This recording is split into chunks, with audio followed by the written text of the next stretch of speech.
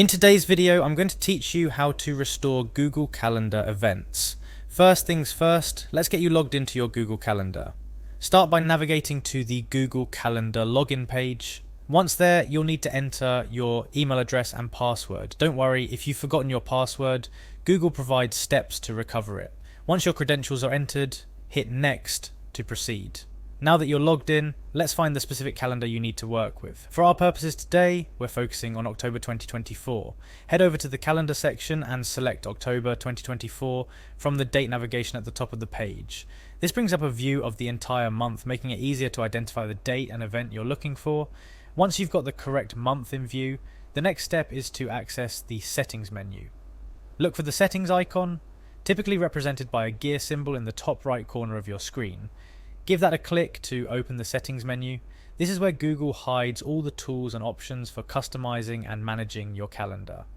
Within the settings menu, you'll find an option labeled Trash.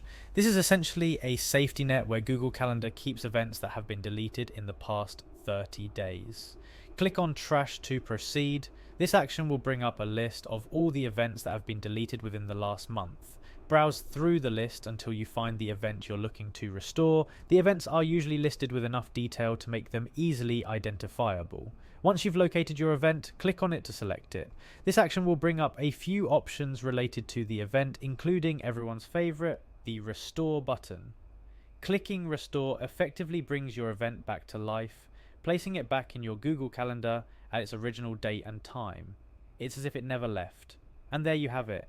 You've successfully navigated through the process of restoring an event in Google Calendar.